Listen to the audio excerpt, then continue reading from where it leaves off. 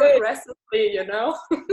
That's my way of teaching as well. I'm always shouting at Laura and the other teachers, stop helping too much. Let them learn by themselves. So thank you for that. And I remembered. It's amazing.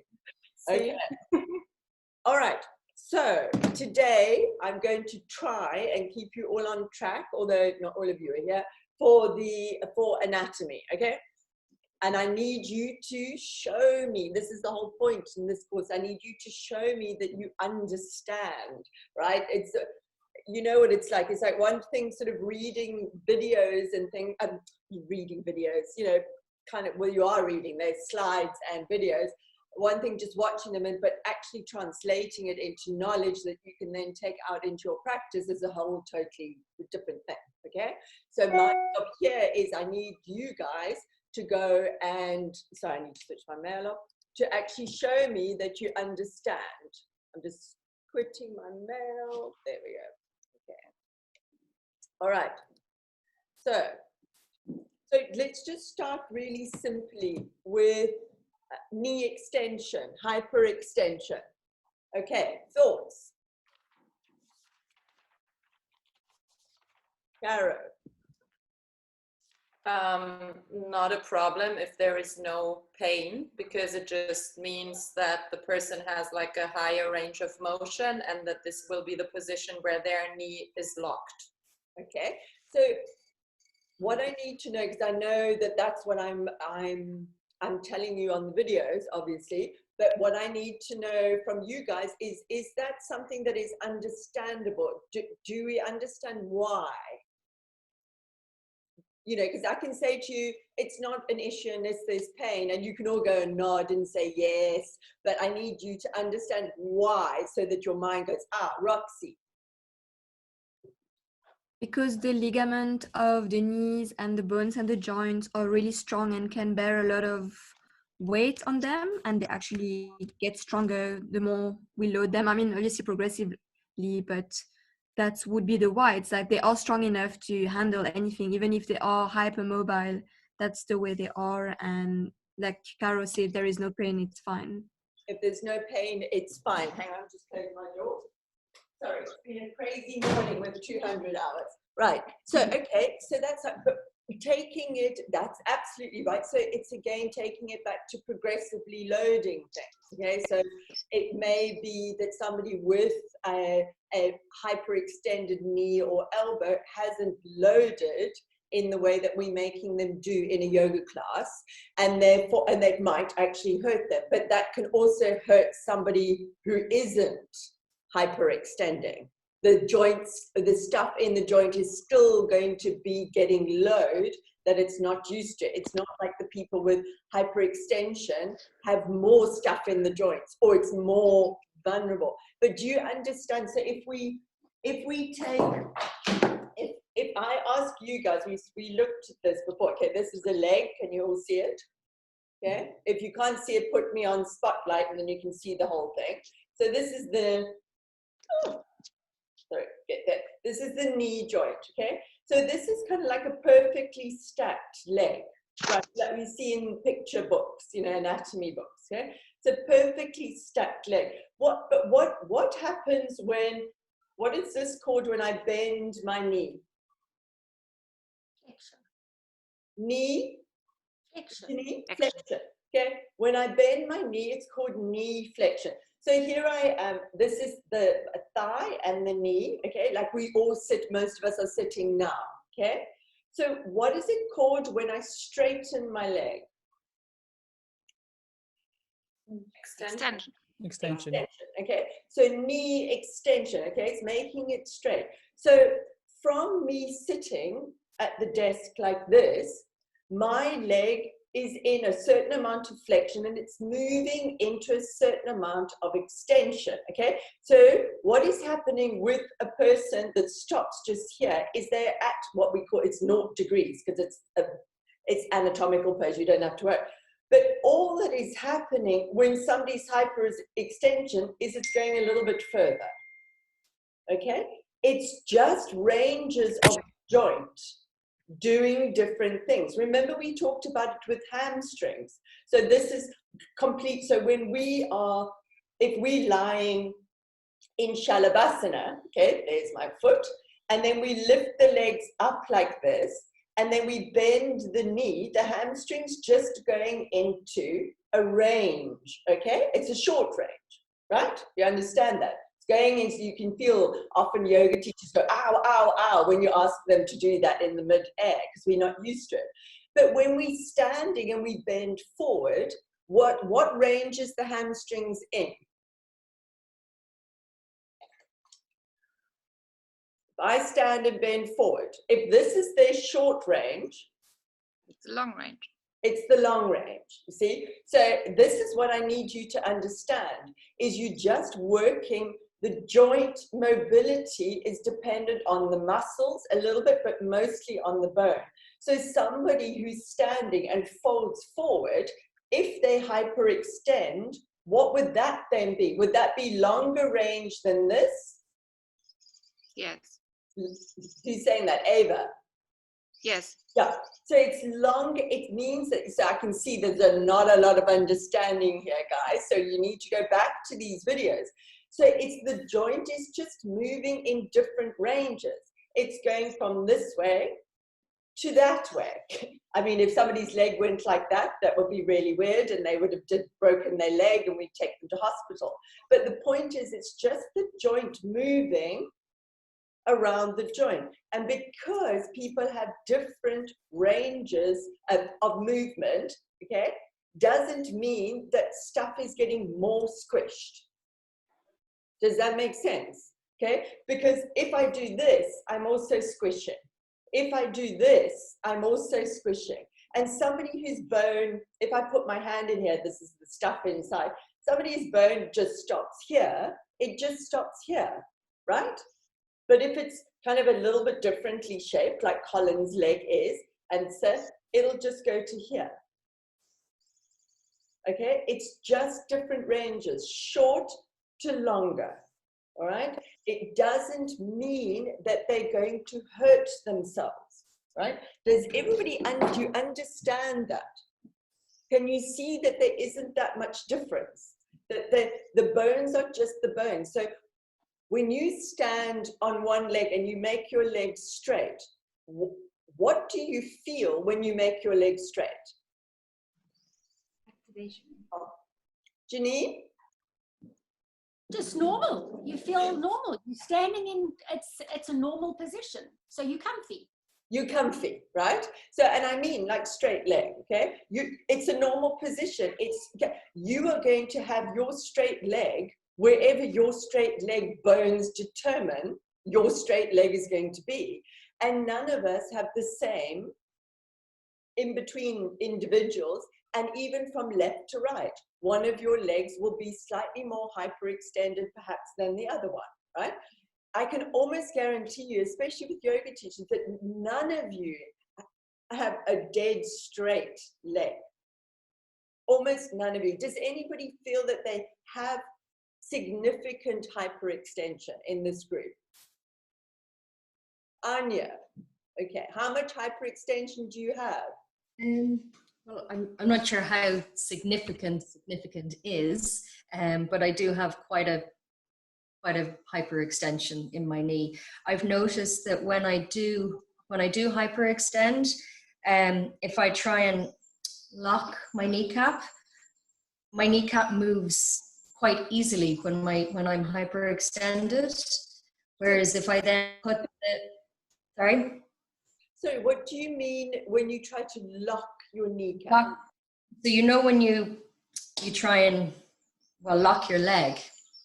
Lock your leg. So you mean really pull it back. Yeah. A bit like that. I'm just going to stand while I'm doing it. I can kind of, like my kneecap will move up and down while I'm hyperextended. Yeah. Whereas if I put that slight bend in my leg. Okay. I clamp more. Sorry, I'm just looking at myself. I don't have that. Okay. All right. That I can show you. Yes, show. Yeah, so I have a dress on, so I just need to put it up a little bit. Okay, guys, and I'm going to ask you to answer the question. So you better watch. Okay, can you see that? Okay, so when my knee is See you. extended. Ah, there you go. Oh, good example.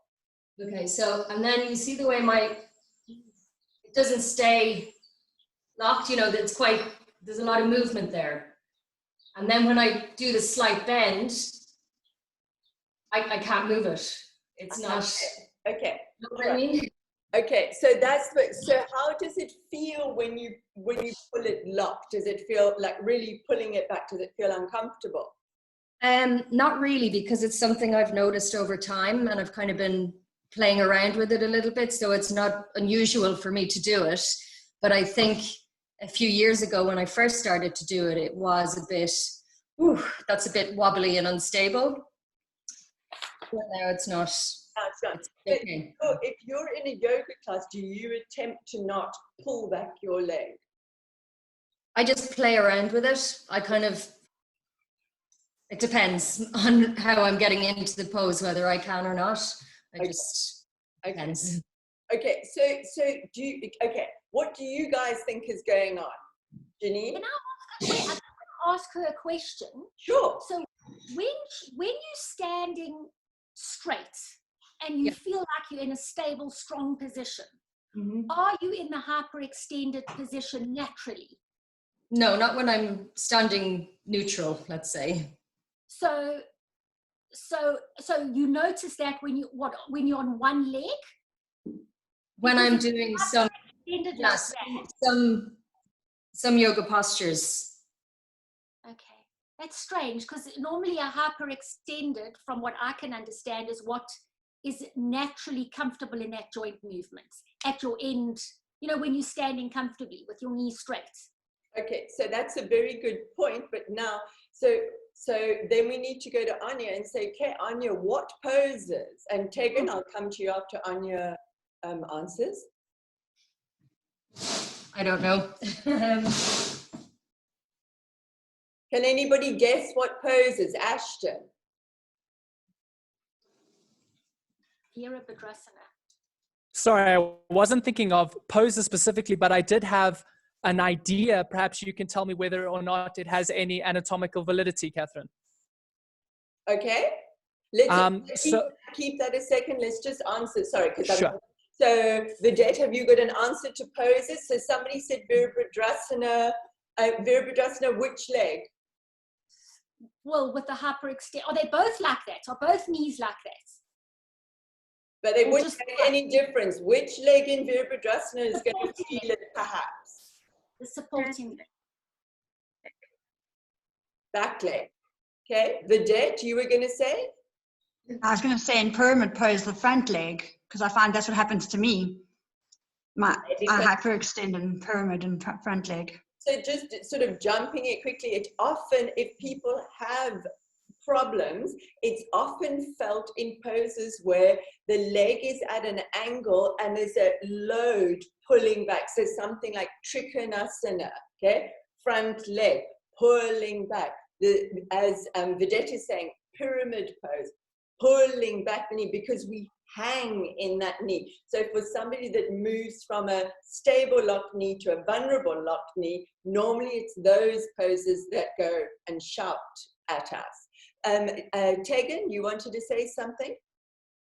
Yeah, I wanted to say that I think that when is it Amy? Sorry. Anya, sorry. When you have that micro bend, I think that you're just activating more stabilizer muscles in the knee, and therefore you're just finding a little bit more strength. I also find more stability if I'm especially on a one-legged standing poses instead of straightening the leg. Just having a really soft bend, so I'm aware that my leg is active, because I can have a tendency to hang into my leg because it's quite flexible. So yeah, I just think there's a little bit more stability available, and also I find it builds a little bit more strength in the standing leg. Ashton? Yes, hi, Catherine. So this might be a crackpot theory. Stop me at any point. If she's got emotions in her knees, then I'm not going to talk to you. Okay. No. That's only in the hips, please, Catherine. Remain professional. So what I'm imagining, perhaps this could be happening. So although the joint locks out in a hyperextended position, which is perfectly fine, as we've discussed with the elbow and other joints, it just depends on the bone shape. Could it not be perhaps that reflex you mentioned in the lectures where the knee locks out to avoid rotation doesn't engage properly in that locked out position, but engages in a more kind of straight line position? And then that engagement or that reflex that locks the knee would obviously provide additional stability in a one-legged balance standing position or something like that.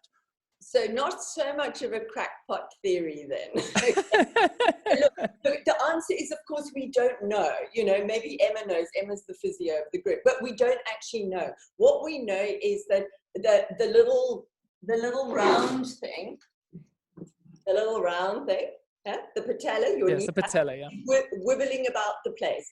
And Anya's, whoa, that's weird. No, she doesn't seem to have too much problem with it. Nothing's hurting or anything, but it feels a little bit odd. So it can be for a couple of reasons. It can be exactly what Ashton's saying, is when the knee does this in a stack, right? Pretty much everybody in the world has got some hyperextension. Yeah, it's just the way the bones are shaped. Right? So pretty much, especially yogis, because it tends to be more flexy people that go there. So what happens is at that stacked state, the knee locks. It does a little thing like this. It goes click and it locks. Like so to make us more stable and not have to use energy. The minute we start to bend the knee, a little muscle behind us unlocks the knee so that we can bend. Okay, it's very clever, right? So that's what it does.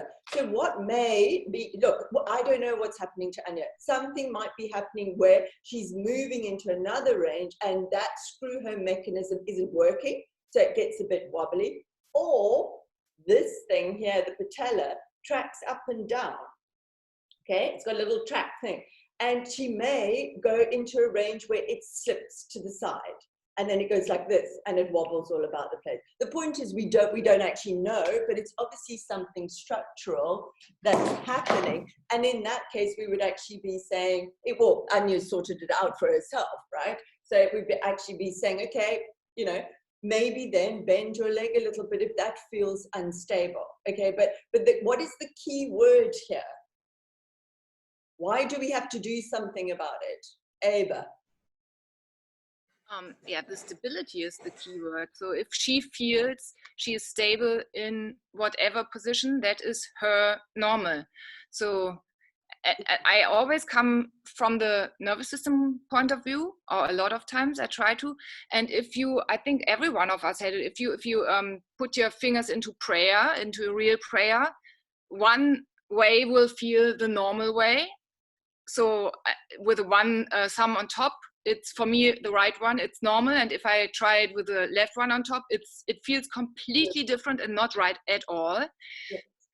Even though it's probably more or less the same thing, it's just the left side that is on top, and that is for us a lot of times. And I think that also the nervous system will recognize what is your normal, what is the one thing where you feel comfortable in. And if you cue people to digress from the normal without a reason, without wanting to teach them to use other positions for a reason, then it will probably be even less stable for them, because not only the joint might not be stable, but also the nervous system might not feel safe, because it's not that normal position where it feels like everything is okay. Exactly. So the key word as yoga teachers is not physio, is not psychologist, it's yoga teachers. We want the person to be stable in the position, but it's got to be their stable, and their stable is not my stable. It's different. My leg is going to look different than Anya's leg is going to look like. Can you all understand what Ava said? So have you all had the experience when you've tried to kick up into a handstand with your non-normal leg, right? What happens? Like, there's absolutely no reason whatsoever that you can't kick up with both legs, right? There's no sort of physiological reason. It's exactly what Ava's saying. It's your nervous system saying, this way feels better for me, because I might be right-handed, or I might have just learned, been trained as a yoga teacher for years and stepped forward with the right. first all the time, and the left kind of gets left behind. But the nervous system then gets a patterning that goes, I feel really comfortable doing it. I'll give you an example. Years ago, I went to go and learn to surf. And, you know, I don't know if anybody's tried to learn to surf, but it's pretty challenging. And I went for a long time, for about a year, and I'd go 3 times a week, and they would make me jump up onto the board before on the beach to get the spring, the jump up. So I'd jump up like that. I would jump into Warrior 2 every single time, like Warrior 2, because of all of my training. And in surfing, you have to face the feet forward. No, the feet face sort of parallel, like Prasarita, but bent. And I promise you, I just like Warrior 2, just from years and years and years of doing Warrior 2. So again, the essential word that we're looking for is stable. If Anya's stable, we're happy. If Anya goes, whoa, I'm feeling a bit wobbly, then like Tegan says, we want to bend the knee a little bit. How does that feel, right? We don't know why. How does that feel? Oh, that feels better. Off you go. Okay? Yes? Can we move on from knee extension? We'll go to elbow extension when we talk about shoulders. Okay, so I want to talk about Trikonasana. Did you all do, you're going to have to lie to me now if you didn't, okay? Did you all do the Trikonasanas? Okay, what's the difference? More range of motion. Who's speaking? I can just see it's lit on Anya, so I don't know who's speaking. Lauren. Hi, normally it's meant to jump across, so I can see you speaking for some reason. Yeah? Yeah, so that's exactly it. I feel, so if you do tip the hips a little bit, obviously more into a flexion, that you do get more of it in the hips instead of the lateral body. Okay. Almost like lifting up your sit bones. What is that? Like a flex is much easier for me in the right places, obviously depending on where you want to feed it. Okay. All right. So does everybody understand that in Trikonasana? Tegan? My point is a little bit different to Lauren's. I just felt it, I felt like I didn't get that side body stretch that I almost want in that Trikonasana shape. In which Trikonasana shape? With the hip rolled, with the hip rolled forward. With the hip rolled forward. So then I'm going to ask you, Tegan, to please send me videos of it, because normally when you use a slight hip flexion and a little bit more of the roll forward, you actually get longer length in the body. But if you are doing more lateral bending, where's the stretch going to be if we laterally bend in it? It's fine. But where? In that shape, I find it in the hamstring. Sorry, Tegan, did you say hamstring? Yeah, hamstring. I feel it like completely in the hamstring, almost like almost that my weight pours into that front leg. When you're doing which version, the lateral bending version or the hip flexion version? The hip flexion version. You feel it in the hamstring because you go further, right? So you feel it more. Yeah. So normally what happens, and in fact, we make you all video yourself in these things. Normally what happens is when you use the hip flexion version, you go further down. So it's more hamstring work, okay? But your sides are very even, okay? The underside of you and the top side is very, very even. When you do the lateral bend version, okay, you don't go down as far and you side bend. So what I want to take is that Tegan's saying she doesn't feel like she gets a stretch in her side body in the hip flexion version. Where is she getting a stretch in the lateral bend version?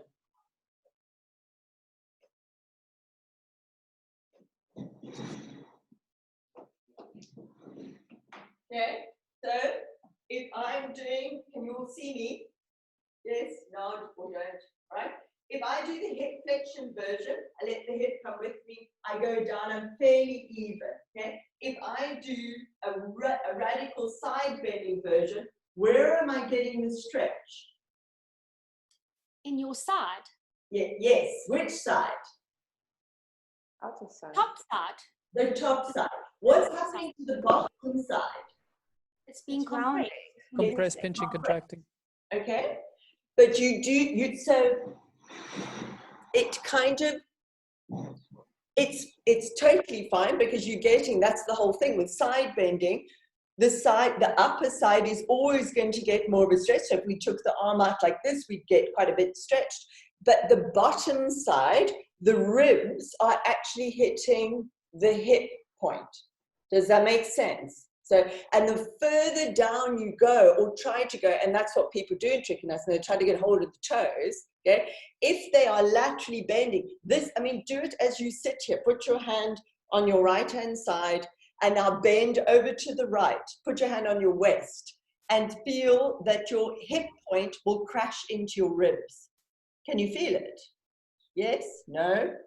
No? Yes. Yes. I just did it, and I just did the Trikonasana now with the front knee slightly bent, and I did find a much deeper side body stretch. Who's speaking? Tegan? It's Tegan. Yeah, Tegan, what did you say? Say again, please. I just did the Trikonasana now with the front knee slightly bent, and I found a much deeper side body stretch through the front. But doing what though? So doing either you working hip flexion or you working side bending. So which one did you just do? Side bending. The side bending. So you're getting much more of a stretch regardless of whether your knee is bent or not. When you're side, we can sit here at our chairs like completely bent, and we can side bend and we will get a stretch here, right? Does everybody understand that? That's what we do in yoga classes. We do this all the time. We do it standing. Doesn't matter what our legs are doing. If we create that shape to get to the floor, we're going to stretch the top side and compress the bottom side, okay? It doesn't make any difference. People will just stop because the bottom side's bones compress. The top of the hip, I haven't got him. So if we look at Colin, right? Okay, and Colin's a man, right? So it's slightly different. Look how close this rib is to the top of his hip. Can you see? Right? It's only this much. That's about 5 centimeters. So if we bend to the side, that hits that. Okay? So in people that aren't very flexible, they will not be able to get further down because that stops them. Does that make sense, Lauren? So I completely hear what you're saying, but I really like it when, and obviously everyone's different, but I really like it on your videos with your hips. I don't really like tilting the hip down to keep the body straight. I would rather keep my hip sort of sideways with the flexion, and then keeping the body straight even if you don't reach the floor, because then I feel like you're getting it in all the spots. Instead of dropping the hip, I feel like you're kind of losing a bit of the stretch, because obviously when your hips are like that, you're getting it in the legs and in the side body. Obviously not a complete lateral stretch, but it's still, you can feel it sort of in the bottom of the hip sort of thing, but no compression, so you're back straight. But with the hip, sorry, I don't know if I'm explaining this right, but with the hip sort of facing forward, not dropping the hip, I feel like you're getting it in the legs and that sort of section with the back straight. And although most people wouldn't be able to touch their toe, I feel like for me, that feels nicer than dropping the hip. What feeling is fine, but this is what we're talking about is anatomy. If your sides are straight, if we sit here and your side is straight, okay, and we bend to the right, dead straight, you're not getting a stretch anywhere. Feel it, okay? You're not getting a stretch anywhere, right? If you want to have that stretch at all, then you have to side bend. You have to side bend at the spine to get the stretch. Okay, so that's the point. You can pick, but you can't have both, right? If people want to get down to their toes, you have to allow hip flexion, because I'm going to get to you now, Bidette, because you have to keep a straight spine, right? The minute you don't keep a straight spine, depends on your arm length, of course, right? The minute that you don't keep a straight spine, that hits that, right? If you side bend, you cannot go any further. It's physiologically impossible. I think I must get you guys to all send me videos, so you must explore this. It's physiologically impossible for me to get to the floor. I might be able to because I've got long arms, but I can't. So if I've got Prasarita legs, okay, and I do this is as far as I can go. But if I want the stretch here, this is how I get the stretch, right? I've got to create this shape to get the stretch. Does that make sense? Okay. So you have to choose. So if somebody's in a Trikonasana and you want to do like Tegan's variation where she gets the stretch, she's going to be doing this, okay, where it's rounded here. But here I can feel it, and you must all go away and feel it. I can't go any further because I'm pinching here. So if I want somebody to get more of a hamstring stretch rather than this stretch, which I don't particularly like, because if you think about it, I mean, it's fine, it's no big deal. But if you think about it, you're going, oh, I'm getting a great stretch here, but what's happening here? You compress it. And then you go like this, and you do it on the other side, and then you stretch this bit out, and the bit that you just stretched, you compress. Okay? So you kind of have to pick and understand what is stopping people from going down to the ground, and also link it to sequencing as well. Lauren, does that make sense? Yep. Do you understand? Like you cannot go further because the ribs and the hips hipped. So if you're teaching a class and you think, oh, wow, you know, that person looked in another pose like pyramid, they looked like their hamstrings were really quite long, and yet they're going into a Trikonasana and they, you know, hands are on their shins, which is all totally fine. But the reason is then that they're doing that thing that they've been instructed to keep the hips facing the side of the mat.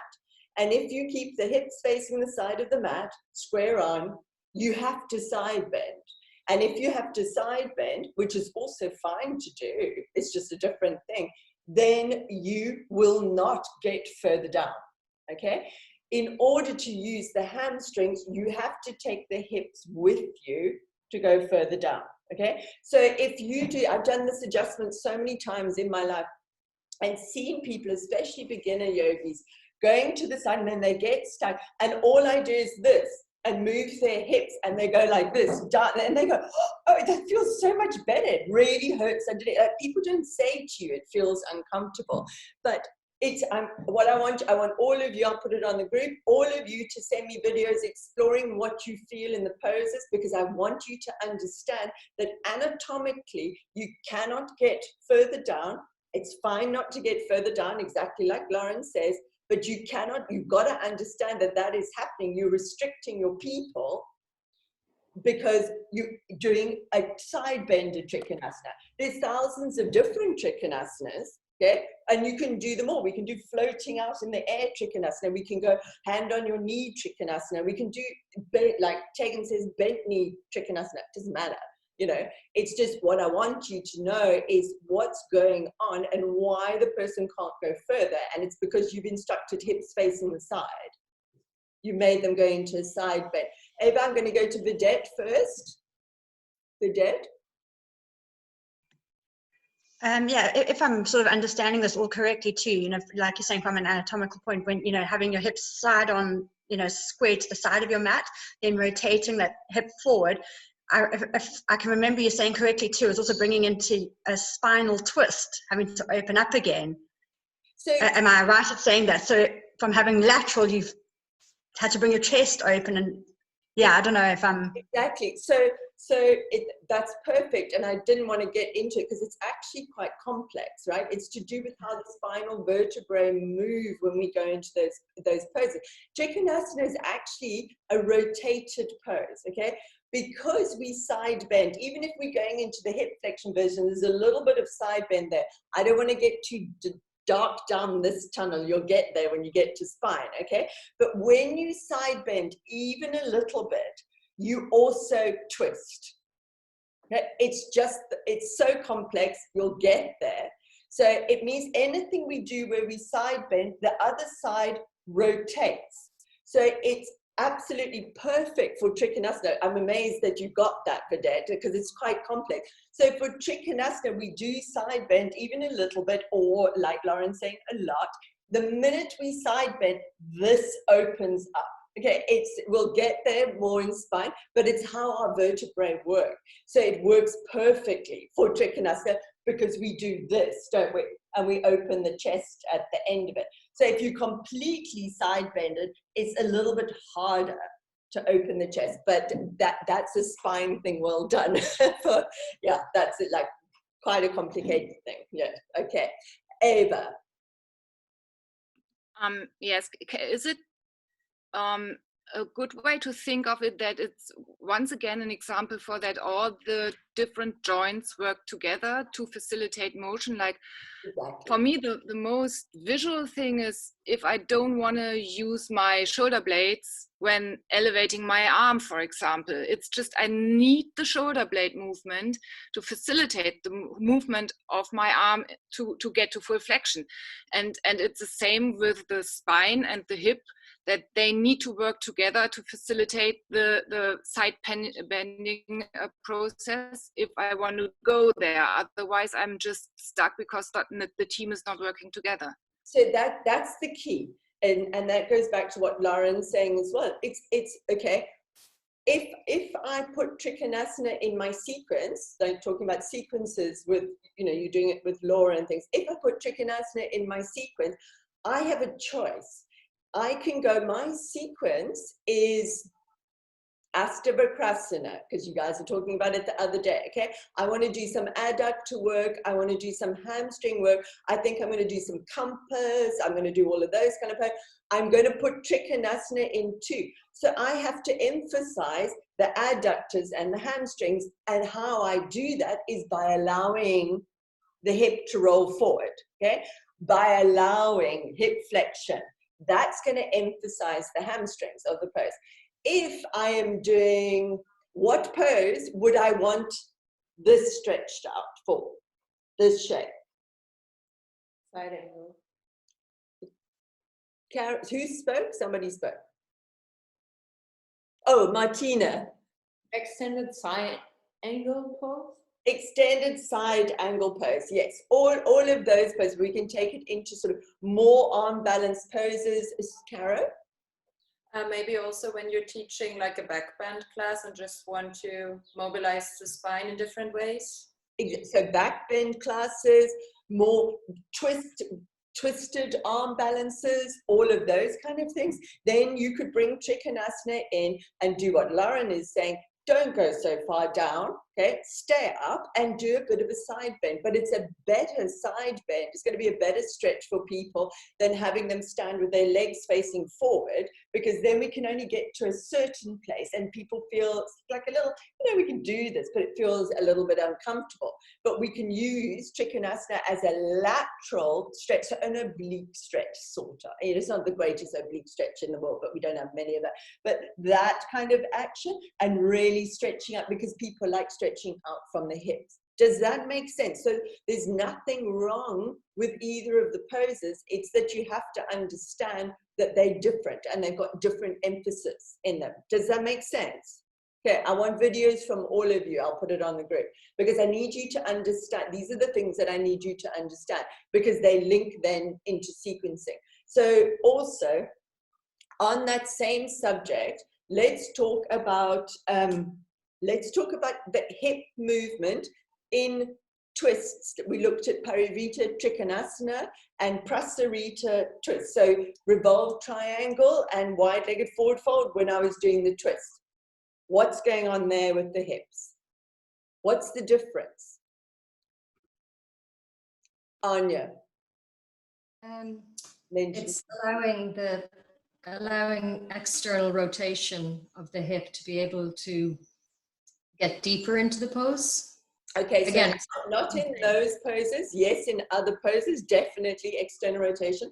Not in those poses. So it's Prasarita, where I'm just allowing the hips to come with me, basically. So it's like Warrior One, Prasarita. So you're talking about poses like standing splits and things like that, which is exactly right. Okay, Janine and Claire after Janine. No, I'm all good. You said what I was going to say. Okay, so it's fine. So Claire. Okay, so then in those ones, is it correct to say that you're sort of allowing, I don't know whether I can bring in the pelvis here, but you're allowing yourself to go into a bit of an anterior tilt when you're going down into those poses? Okay, so not so much, and the anterior tilt is a little bit, it's not so relevant here. I mean, it kind of is doing what it's doing, but what is actually, what am I doing with the hips in Parivrtta Trikonasana, Sandra? You don't keep the hips squared, but you allow the hips to go down on the one side to open up. Yes. Okay, so I'm allowing, does everybody understand what I was doing with my hips in those poses? If you don't do this, this is no, this is yes. Okay, so do you understand what the difference was in the hips? Yes? No?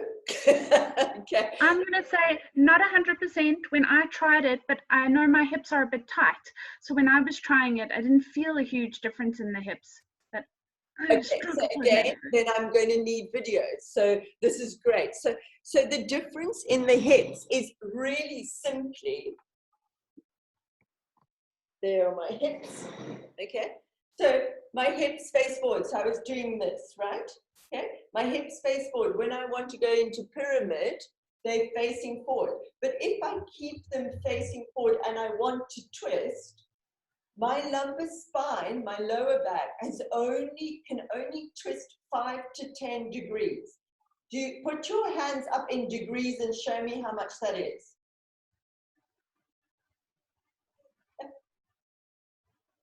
Yeah. Look at Ava, she's good at these things. Okay, it's this much, right? The lumbar spine can only twist this much, okay? So I can do, it's like lateral bending as well. Sorry, I don't know why that's coming through. So if I want somebody to go over there, and I say, keep your hips forward, my spine, that's as much as my spine can twist. You can see, this is with my hips forward. I can't go any further, right? So when I go down into any kind of twist, I can't go more than this much. Can everybody see my fingers? Because the lumbar spine stops me. So if I want to go further, I have to let the hips come with me. Okay? This. I let the hips come with me. Do you think I've twisted more? No? Twist? Yeah. It depends on what you twist. The spine twists the same, but the motion is more rotation because the hips rotate in the same direction. Yes. So when I say more twist, I don't mean more anatomical twist. I mean more pose twist. Okay? Vidette. So I don't know if I'm seeing this correctly, but is that meaning that there's more internal rotation than with your hips happening because the legs are staying where they are? I don't know, it's just from what I'm seeing, not really, no. It depends on the pose, okay? So it really doesn't matter what, so don't worry so much if we're going into anterior, it really depends on the pose. So we can do the same thing seated, or the same thing in chair, or the same thing, because what do? We put twists in our classes a lot, right? Okay, and sometimes we just put a twist in and we go, okay, you're sitting cross-legged, Sukhasana, twist, twist, try to keep the hips facing forward, twist, twist, and it's just like a little mobilization of the spine, which is absolutely fine. But then we add in other things like big twists in chair pose, extended side angle, Parivrtta Trikonasana, a lot of twists like that, right? Which is absolutely fine. But what we're doing is normally we're instructing the person to go somewhere. Okay, we're not saying just, juice up the spine a little bit, which is what I would do if I'm doing that. We're actually saying get your elbow down on the other side of your thigh in Utkatasana in chair. And maybe we're going to go even further. We're going to go into side crow. So we want them to get to the floor. Does that make sense? If we want someone to get to the floor, we cannot instruct hips straight because the lumbar spine can only move this much. It's physiologically impossible for it to go any further. Look, there might be somebody there in the world that's got like 20 degrees, which is like about that much, okay? It's not far enough. So if we instruct hips facing forward, and say, let's take chair as an example, and we don't allow that action of the hips, it's very difficult for the person to get to where we want them to go to, okay? In fact, it's impossible, right? So it's like going back to Trikonasana. Trikonasana can be a lateral bend, or it can be more hamstring adductors. The same thing in twists. You can go, keep the hips facing forward, but then you, as your advanced yoga teachers, need to know you can't keep the hips facing forward and then ask them to go somewhere, because they can't, okay? So you can say, keep the hips. So I can do Utkatasana, chair, okay? I know you can't see my knees, but just believe me, okay? And I can say, okay, go down into your Utkatasana chair, bring your palms to the center and twist. Keep the hips facing forward, keep the knees together. But then that's as much as I can go. Okay, I cannot go any further because you've instructed that. Okay, which is fine, whatever. But then you have to expect that. If you're saying, oh, turn and twist to the side, take your arm down, I have to allow the hips to just do this. They're just moving back to Eva's thing. They're moving with the other joints in my body to get to where you've told me to go. Okay? You've said to me, maybe you can bring your hand to the floor now, and maybe you can lean over into a little side crow. You've told me to do that. So you have to then not keep your hips square, because they can't. It's like does everybody understand, Lauren? So I completely hear what you're saying, and I do agree with you. Getting into the pose, allow your body to move however it needs to move to get into the pose. But then I normally instruct, like, once you're in the pose, so like, okay, we've gone into Utkatasana, we've gone on side, you've helped your arm over even to try and get the elbow to get into your prayer, but then to try and activate into the right places or feel it, or I always like to think of it as push and pull, then try and get that feeling, even if it doesn't go there, just so that you're activating in the right places. What feeling?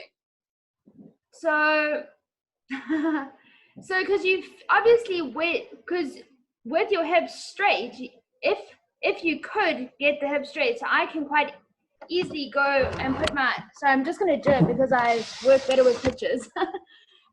So when you're here and then you kind of, when you're pushing your hip forward, you feel it more in your side body, whereas if you pull it back, you feel it more in your hips. And even if it's not actually going back, if you're getting the push-pull and you're activating the muscles to bring it into the hips, you're feeling it into the hips instead of like a more lateral flexion. Does that make sense? No, it doesn't. I mean, it doesn't make sense. I'm not sure what you mean by the lateral flexion thing, so we'll explore it in a little way. What the takeaway is that whatever you instruct has to be anatomically possible. Okay? So if you instruct something that's not anatomically possible, you put people into like a nervous system, like, oh, I don't know what's going on, and you're not allowing their body to move in the way that it does. So what I'm trying to teach you guys now is that these are very big macro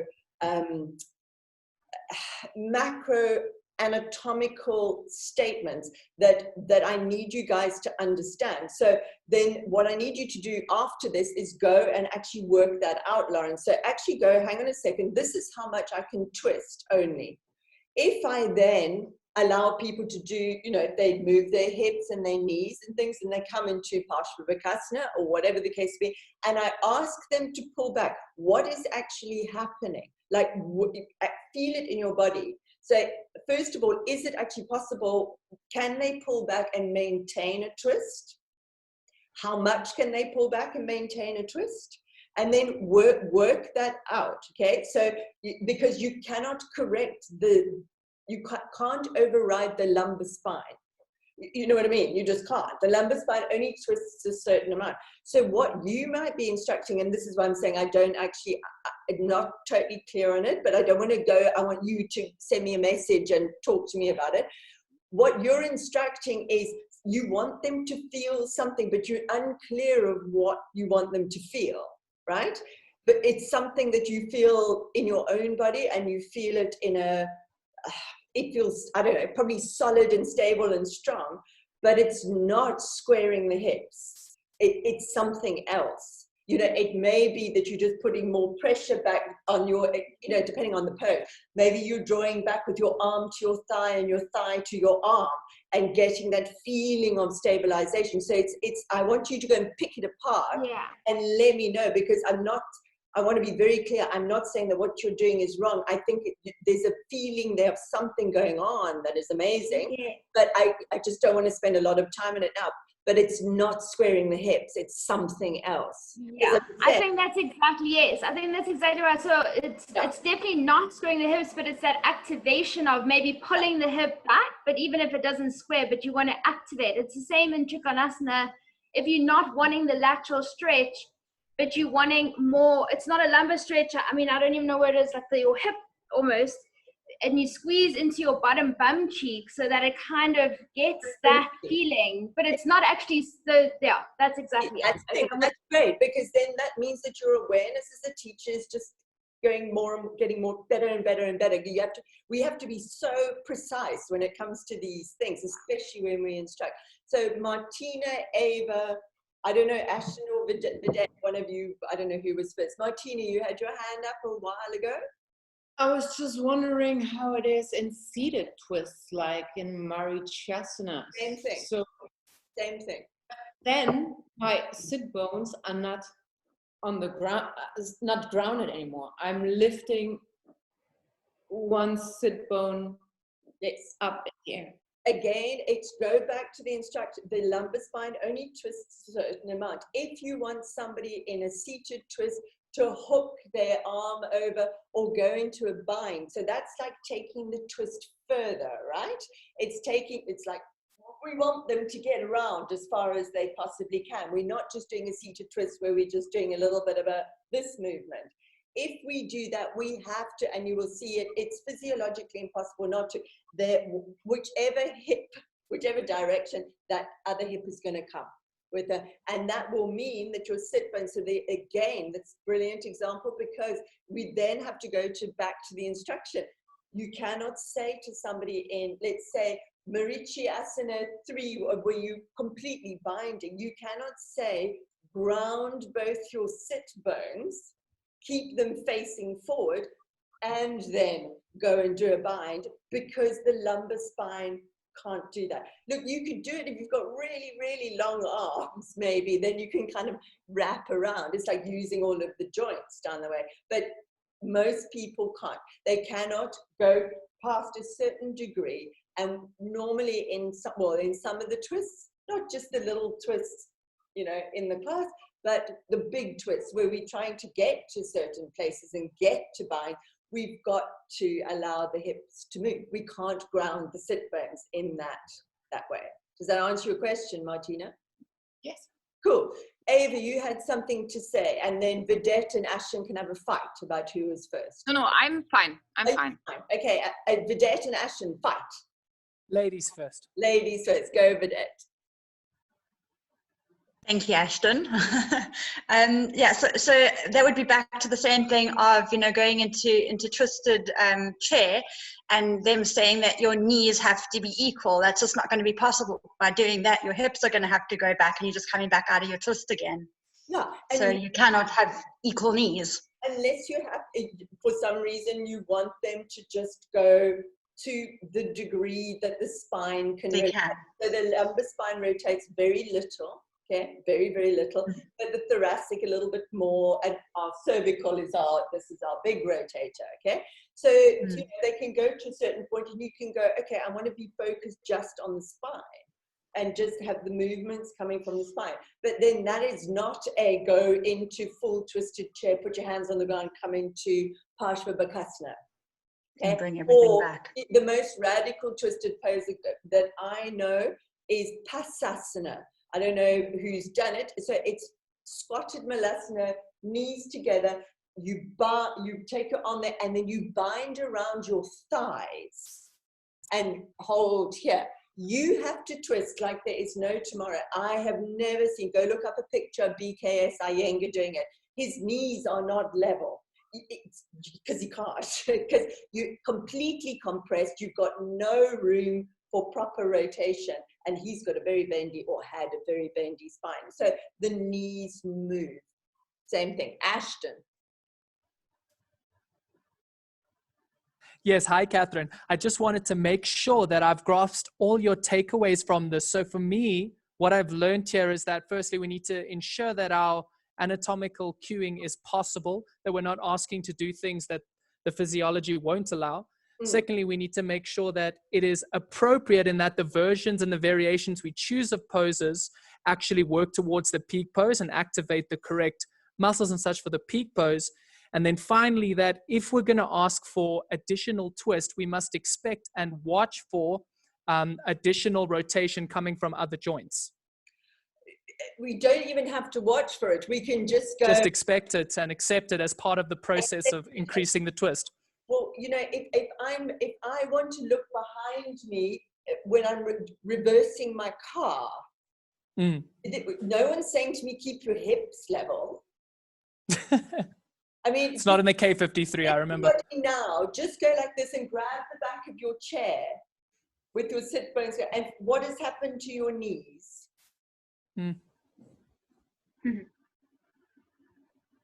no one's going, oh, don't, you're going to fall apart. It's like, because our body doesn't work. Yoga teachers so often instruct on like one particular area, and that is fine, but you kind of got to get it right. You know, so it's like, it depends what you want from the person. Ashton has summarized it perfectly, but it's like, it's not a problem to do this, because we do this all the time. Like, we're allowed to. We do it even more with, like, you know, I mean, think about if you are running somewhere, you're late, you're running, okay, it's like, blah, blah, blah, and then somebody at home goes, Roxy, you've left your handbag, and you're running, and your one leg is far in front, your other leg's behind, and you turn. It's like, it's fine. It's okay, you know. And it's also fine to just twist a little bit like this, because I just want to look to the side. It's fine, right? It's different ranges of movement. But in yoga, we're telling people, go do this pose. We want you into this pose, but don't move your hips. You can't have it both ways. You have to go into this pose, don't move your hip, and expect that they just do this. It's all it is. In any pose, seated, standing, upside down, all of those things. It's just the way your body works. Okay, Claire. Okay, so firstly off, I actually want to say this is mind-boggling, because I've been taught very much that squaring of the hips, you go into your twisted Utkatasana, and the legs your knees shouldn't wiggle out, because then you're buggering the hips and blah, blah, blah. So this is actually almost thrilling. Like, I'm excited to go do the twisted Trikonasana, because I think actually I'm probably keeping my hips, like trying so hard to keep my hips in line that I've probably not allowed them to twist. And that's probably why I have that illusion that actually I'm very tight in the hips with twists, because I'm trying to do it from my lumbar spine. Maybe, dude.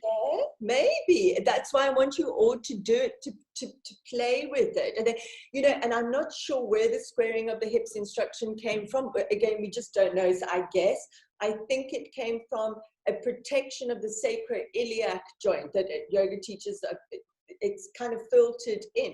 But for me, if you wanted somebody to do a very big twisted pose, and Parivrtta Trikonasana is a hectic pose, it's hard. I mean, like I said, not that many people teach anymore, or Pastasana, or any pose like that. And then you said, keep the hips square, but bind, but get your hand to the floor. All of those things. That's going to put way more stress on your spine than allowing your hips to move so you can get down to the ground. So this is the only way you're going to get these things, unless you're an anatomy person, is by doing them and going, like Lauren was saying, I think I feel something else, go do it, and then go, oh no, but that's that. Oh, but look at my hips moving. And Claire, go and do it with your hips moved and with your hips not moved, and see what the difference is, and how you feel, etc. And understand, and let me be very clear, and Cara, I'll get to you right away, is that neither is bad. It's only if we make somebody do the one thing and expect something else. Okay, it is fine to say keep the hips square, but then do not expect to twist, or expect to twist, but expect a wee one, a little one, which is fine, right? It's the same thing in Trikonasana. If you are trying to encourage people's hamstrings and adductors to work, if you cue side bending and don't allow their hips to move, they're not going to be able to get to the floor, because the hip and the ribs going to just do bang. And it's just the way the body works, It's so you kind of have to pick when you're teaching. And also for your own body, it's like, well, hang on a second, what do I like? Claire's going to go and play with different variations of hip movements. And yeah, Cara, sorry, because it's 1 o'clock. If you need to pop off, please do. I just wanted to say something about the Parivrtta Trikonasana. There, I think the moving forward of the hips does not come automatically, but this kind of like moving forward can actually be a helpful instruction to allow for that deeper twist, and also moving into the hamstrings of the front leg a lot more. Exactly. It would be definitely something that I would, certainly on teacher trainings, we instructed, again, the 200 hours is drilled into them. It's like, this is how your hips move. This is how we can allow them to move. So we can allow movement in Trikonasana in a certain way. We can allow movement in Parivrtta Trikonasana. Hips go there, and now allow that back hip. My first 300 hour that I taught took a year, almost a year and a half, right? We did it very slowly, once a week, and we did it in modules. There was one woman on the course who just, no way, the hips had to be squared. It didn't matter. As we went through the course and I explained all the stuff, it didn't matter. Right at the end, in module 6, and we've done it again and again in all sorts of different poses. In module 6, they were working in pairs, and the other 5, then now 500-hour teacher, took her hips in Parivrtta Trikonasana, held them, and moved that back hip forward. And she just went like this, bang, and opened, and then she got up and she went, oh, it's just like that. You just let the hips move. It was like a revelation to her, but something just didn't sink in until she had that experience of expansion. And it took somebody else to go like this, and it kind of overrode her, no, the hips must stay square, overrode, and she was like, so yes, absolutely. It's like, it's so, and people just go, oh, and even in Trikonasana, when you, especially with beginners, and they struggle, and then you just take that hip a little bit, and then they go down, and they're like, oh, that's so much nicer. Not for everyone, and depending on what you're teaching.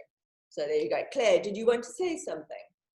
Yes, sorry, I had 2 points to make. So I just wanted to finish that last one. What I wanted to ask, but I think maybe I've answered it in my own head, is would you actually talk about anatomical things then, if you're considering that everybody's bodies are so different? Or would you really be trying to move into that space of allowance where you're not saying to anyone, don't do this, don't do that. Rather, okay, let's see how your body goes into this shape and feels most comfortable. Yes and no. Again, never ever a simple answer coming from me. So yes, we are all different, okay? But like I said earlier, these are gross movements, and I mean gross as in big movements that are quite applicable to everybody in class, okay?